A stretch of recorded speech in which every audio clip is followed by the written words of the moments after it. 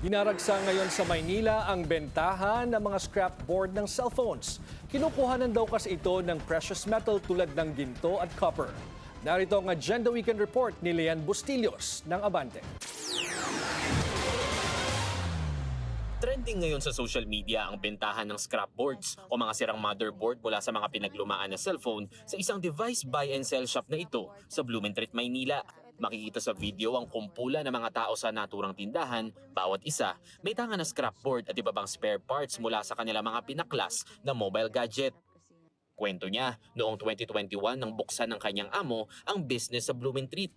Paminsan-minsan siyang tumutulong dito hanggang noong 2022 na maging full-time na rin niya itong hanap buhay. Noong 2025 naman nang maitayo ang kanilang branch sa Carriedo. Sa Blumentritt naman, napipilitan sila mag-overtime hanggang pasado alas 5 ng hapon para ma-cater ang dagsa ng kanilang customers. Ito yun siya, yung IC. IC. So, ito yung IC. So, dito kami nagbe-base ng presyo. O, dito sa code niya. Depende po sa code. Example, sa A+. A+ kasi ang tawag namin sa 16 GB yung CP. Kapag A+, may sarili kaming presyo, double, may presyo, triple, hanggang A6. Ayon kay Mitch, maaaring umabot sa 1,600 pesos ang halaga ng isang scrapboard kung ito ay A6 o kabilang sa mga kinikilalang high-grade cellphone motherboards. Habang ang mga mas mabababang kalidad ay maaaring 50 pesos lamang ang halaga. Anya, may taglay na precious metal sa mga scrapboard tulad ng ginto, silver at copper na maaaring extract ng ibang buy and sellers. Maaari rin umanong i-reuse ang ilang scrapboard para sa pagkukumpuni ng iba pang cellphone. Samantala, ibinebenta naman ni Mitch sa kanilang Chinese buy and sell partners sa loob at labas ng bansa ang mga nakolektang scrapboard para kumita. Dating OFW sa Japan, pinili ni Mitch na i-pursue ang scrapboard business dahil bukod sa sustainable na ang kita, mas nakakasama na rin niya ang kanyang 3 anak na nag-aaral pa sa high school.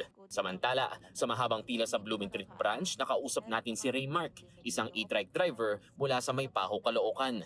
Maliban sa mahigit 12 oras sa pamamasada, isinasabay niya rito ang house-to-house na pagbili ng mga sirang cellphone. Simula po ako namuha ng ball, 500. Nakakuha pa ako ng 2 cellphone. Nagpa-address po parehas. Nabenta ko po yun.